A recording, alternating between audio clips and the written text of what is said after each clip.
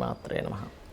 ప్రేక్షకులకి ఆ లలితాంబిక అమ్మవారి యొక్క అనుగ్రహం పరిపూర్ణంగా కలగాలని మనస్ఫూర్తి కోరుకుంటూ మనం ఈరోజు చెప్పుకోబోయేటువంటి టాపిక్ 2025 జనవరి మాసంలో ఫలితాలు ఏ విధంగా ఉన్నాయి, మరియు ఏ విషయాల పట్ల మీరు జాగ్రత్తగా ఉండాలి, అదేవిధంగా ఎటువంటి పరిహార మార్గం చేసుకుంటే ఇబ్బంది పడకుండా సంతోషంగా ఉంటాము అనేటువంటి విషయాలు చెప్తుంది నేనైనప్పటికీ కూడా చెప్పిస్తుంది సాక్షాత్ లలిత అమ్మవారిగా భావిస్తూ ఒక్కొక్క లగ్నం తెలియని వారు రాశిరీత్యా చూసుకుందాం. అయితే దీనికంటే ముందు అసలు గ్రహాలు ఎక్కడెక్కడ ఉన్నాయి జనవరి మాసంలో.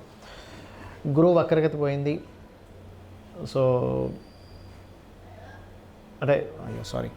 గురువు వక్రించే ఉన్నాడు. ఇంకా అదేవిధంగా కుజుడు కూడా వక్రించి ఉన్నాడు ఈ జనవరి మాసంలో. అదేవిధంగా కేతువు కన్యారాశిలోని, బుధుడు వృశ్చికంలో ఉంటూ 4వ తేదీ ధనస్సులోకి, 25వ తేదీ మకరంలోకి ఎంటర్ అవుతున్నాడు. చంద్రుడైతే మొత్తం ఒక నెలలో ఒక రౌండ్, అంటే ఈ యొక్క మకరం నుంచి మళ్ళీ మకరం వరకు చేరుకుంటాడు.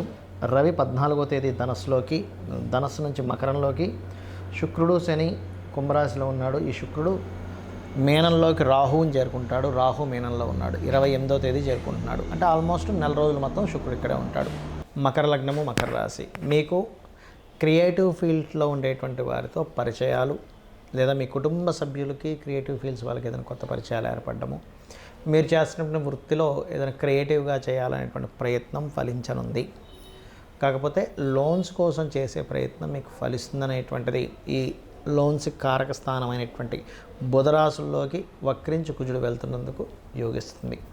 అలాగే 3వ స్థానంలో రాహు పర్టికులర్గా మీకు ఇచ్చేటువంటి రిజల్ట్స్లో ధైర్యంగా మీరు ఏదైనా ఒక స్టెప్ తీసుకుంటారు, అది మీకు మంచి ఫలితాలను ఇస్తుంది. హోమ్ లోన్స్ కోసం చేసే ప్రయత్నం ఫలిస్తుంది, అందులో ఎటువంటి సందేహం లేదు. కాకపోతే ఇక్కడ కొన్ని అంటే వివాహం సంబంధించిన విషయంలో ఈ శని ఎవరైతే ఉన్నారో శుక్రుడితో కలిసి ఉన్నందుకు మీరు చేసే ప్రయత్నము, మీ కుటుంబ సభ్యులు ఆ వివాహ సంబంధించినటువంటి విషయాల్లో కొంత వ్యతిరేకతని చేయడం అనేటువంటివి చాలా స్పష్టంగా గోచరిస్తున్నాయి. మరియు మరొక విషయం ఏంటంటే, ఇక్కడ మీ యొక్క లగ్నానికి భాగ్యస్థానాధిపతి మరియు దశమ స్థానాధిపతిని కనుక గమనించుకున్నట్లయితే భాగ్యంలో ఉండేటువంటి కేతువు వల్ల మీరు ఎంత గణపతి ఆరాధన చేసుకుంటే అంత బాగుంటుంది, గుర్తుపెట్టుకోండి.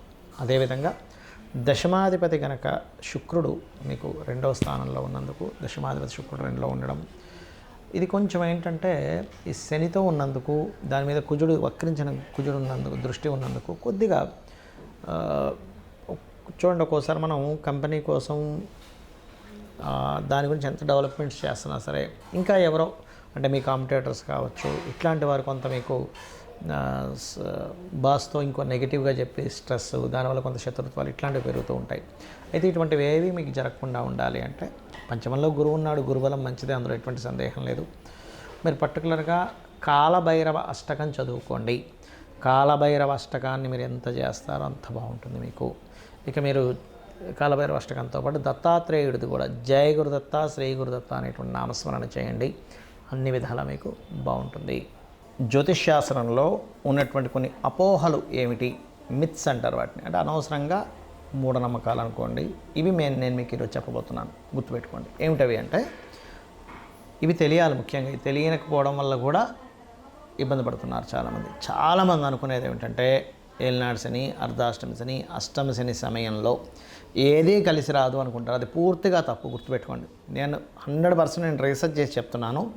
అష్టమ శని, అర్ధాష్టమ శని, ఏలినాడు శని కేవలం మీకు కొద్దిగా ఆలస్యము, అనుభవము, ఒక విషయాన్ని నేర్పేలాగా కర్మకారకుడు మీకు ఆ స్థానాల్లో ఉండి ఇస్తాడు.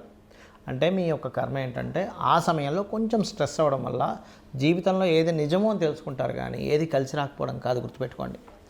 కలిసి రావాలంటే ఏం చేయాలో నేర్చుకుంటారు మీరు, కలిసి రాకపోవడం కాదు. ఎందుకంటే నేను దీని మీద 140 మంది ప్రెసిడెంట్ల జాతకాలు చూశాను. వాళ్ళకి పర్టికులర్గా ప్రెసిడెంట్లను కాదు, ఎమ్మెల్యేలు, ఎంపీలు చాలామంది జాతకాలు, పెద్ద పెద్ద బిజినెస్ మ్యాన్ జాతకాల్లో, ముఖ్యంగా రాజకీయ నాయకుల జాతకాల్లో నేను చూసింది ఏంటంటే, ఏలినాటి శని, అర్ధాష్టమి శని, అష్టమి శని సమయాల్లోనే వాళ్ళు పీఎంలు, సీఎంలు కూడా అయ్యారు. మీకు ఎందుకు మన నరేంద్ర మోడీ గారు ఏలినాటి శనిలోనే ఆయన పీఎంగా ఉన్నది వృశ్చిక రాశి. జగన్ అతను అష్టమ శనిలోనే ఆయన సీఎంగా నిలబడ్డారు. మన ఎంతోమంది చంద్రబాబు నాయుడు గారు కావచ్చు, స్వర్గీయ ఎన్టీ రామారావు గారు కావచ్చు, నేను చెప్పేది ఒకటే, అంటే రాజ్యాన్నే ఇస్తున్నటువంటి శని మీకెందుకు ఏమీ కలిసి రాకుండా చేస్తాడంటే ఒక్కసారి ఆలోచించండి. ఎందుకంటే నేను ఈ విషయాన్ని ఎందుకు స్పష్టంగా చెప్తున్నానంటే, అనవసరంగా ఇది ఏమీ కలిసి రాదేమో అని ఏమీ చేయకుండా ఉండిపోతున్నారు. అది కాదు. శని అంటే కర్మకారకుడు, విజయానికి కారకుడు. కష్టం ఇస్తాడు, ఇవ్వడం నేను అనట్లే. స్లో మూమెంట్, స్లో ఉంటుంది. కానీ అదే శని భగవాను కనుక మీరు చక్కగా దీపారాధన చేసి రెగ్యులర్గా ఒక ఆంజనేయ స్వామి ఆలయమో, నరసింహస్వామి ఆలయమో, స్కందుడు ఆలయానికి వెళ్ళారనుకోండి, 100% పాజిటివ్ ఫలితాలు ఇస్తాడు. అది. ఇక రెండవది ఏంటంటే కాలసర్పదోషం గురించి చాలామంది భయపడుతున్నారు. కాలసర్పదోషం కాలానికి సంబంధించినటువంటిది. అంటే దేశ కాల సంబంధించిన పరిస్థితులు ఎలా ఉంటాయి చెప్పేటువంటి అంశం.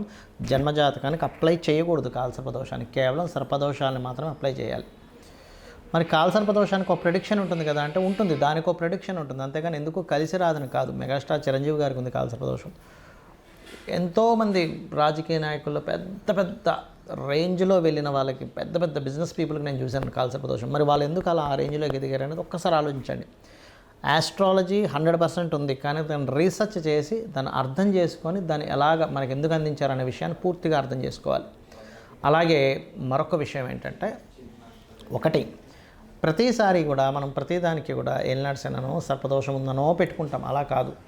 పర్టికులర్ భావం అంటే మీకు వివాహం అవ్వటం లేదు, ఓకే, 7th లార్డ్ ఎవరయ్యారు చూసుకొని ఆ 7th లార్డ్ బలహీనంగా ఉన్నాడా, అందుకే అవ్వట్లేదు. దాన్ని చిన్న చిన్న మంత్రాలతో, లలితాసహస్రనామం ఉంది, అందులో ఓం కామేశబద్ధ మాంగళ్య సూత్ర శోభిత కందరాయ నమః ఖచ్చితంగా ఇంట్లో కూర్చొని చక్కగా చేసుకొని ఫ్రీ అయిపోతుంది. దానికి అంతేగాని అమ్మో దీనికి ఏదో లక్షలు కట్టించి పూజ చేసుకోవాలి అప్పుడే నాకు ఆ దోషం పోతుంది అనేటువంటిది కాదు. కలియుగం కొన్న గొప్పతనం ఏంటంటే నామస్మరణ చేత పోతుంది, క్లియర్ అయిపోతుంది. మీ దగ్గర డబ్బులు ఉన్నాయి, నేను చక్కగా పూజ చేయించుకుంటాను, ఇంటికి పురోహితుని పిలిపించి ఒక హోమం చేయించుకుంటానంటే చేయించుకోండి, ఏమీ తప్పు కాదు. అది ధనం ఉంటే చక్కగా ఇంటికి పురోహితుని పిలిపించుకొని చక్కగా పూజ చేసి అతనికి దక్షిణ ఇచ్చి 10 మందికి భోజనాలు పెట్టండి. దానివల్ల ఒక సిస్టమ్ అంటే మనీ సర్క్యులేట్ అవుతుంది, దానివల్ల దేవతలు కూడా ఆనందిస్తారు. నేను కాదనట్లే. కానీ డబ్బులు లేకపోయినా అప్పులు చేసి మాత్రం ఎట్టి పరిస్థితుల్లో మీరు పూజ చేస్తేనే వర్కౌట్ అవుతుందని మాత్రం ఏమీ లేదు. ఎందుకంటే భగవంతుడికి అన్నీ తెలుసు. అయ్యా ఈ వ్యక్తి దగ్గర డబ్బులే, ఉన్న దాంట్లో సంతృప్తిగా నాకు చేసుకుంటున్నాడు అని భగవంతుడికి తెలుసు. భగవద్గీతలో చాలా స్పష్టంగా చెప్పాడు ఆయన. ఏంటంటే మీరు గనక అంటే పత్రమైనను, పుష్పమైనను, ఫలమైనను, ఉదకమైనను ఫలాపేక్షరహితంగా నాకు సమర్పిస్తే నేను దాన్ని ప్రీతితో స్వీకరిస్తున్నాను అన్నాడు. ఉదకం అంటే చిన్న నీటి చుక్కండి. కాబట్టి ఎక్కడా కూడా ఇది చేస్తేనే అవుతుంది, లేకపోతే నాకు ఇది అవ్వదు అనేటువంటిది లేదు. నామస్మరణ చేయండి. కేవలం నామస్మరణ కూడా మిమ్మల్ని ఉద్ధరిస్తుంది. డబ్బులు ఉన్నాయి చక్కగా చేసుకోండి, ఏం కాదనట్లే. గో సేవ చేస్తారా, గోదానమే ఇస్తారా, పెద్ద పెద్ద హోమాలే చేస్తారా, యజ్ఞాలే చేస్తారా, మీ ఇష్టం. బట్ లేనప్పుడు మాత్రం అప్పు చేస్తేనే అవుతుంది అనేటువంటి మూఢనమ్మకం నుంచి బయటికి రండి ఫస్ట్ మీరు. అలాగే మరొక విషయం ఏంటంటే జ్యోతిష్యము, వాస్తు. చాలామందికి ఏంటంటే వాస్తులో కూడా, వాస్తు అనగానే మొత్తం మీద పగలగొట్టేస్తేనే అది సెట్ అవుతుంది అనుకుంటారు. అలా ఏమీ లేదు. చక్కగా ఇంట్లో ఏ వస్తువు ఎక్కడ పెట్టుకోవాలి, మీకు సరైనటువంటి గృహం అవునా కాదా, అన్ని గృహాలు మంచివే, కానీ మనకి సెట్ అయ్యే గృహమే మనకు బాగుంటుంది. అది ఏ డైరెక్షన్ ఈజ్ మీకు మంచిది అనేటువంటివి కొన్ని సెట్ ఆఫ్ రూల్స్ ఉన్నాయి వాస్తులో. అది తెలుసుకొని వెళ్ళండి. అంతేగాని ఏదో వాస్తు బాగాలేదని ఇల్లు కూలగొట్టేసేయడం, మొత్తం గందరగోళం చేసేసుకొని లక్షల రూపాయలు దాన్ని ఖర్చు పెట్టేసి మళ్ళీ అది అప్పుల పాలవడం కాదు. వాస్తులో వెరీ క్లియర్లీ మనకి కొన్నిసార్లు మాత్రమే, అంటే ఈశాన్యంలో బాత్రూమ్ మాత్రమే ఖచ్చితంగా తీయమన్నాడు. మిగతా ప్లేసెస్లో ఉన్నప్పుడు చిన్న చిన్న రెమెడీస్తో దాన్ని మనం సెట్ చేసుకోవచ్చు. కలర్స్ ద్వారా సెట్ చేసుకోవచ్చు. ఒక వస్తువు ఒక దగ్గర ఉండడం ద్వారా సెట్ చేసుకోవచ్చు. మనం ఇంట్లో ఒక పని ఒక దగ్గర చేయడం ద్వారా సెట్ చేసుకోవచ్చు. సో ఇది అర్థం చేసుకోండి.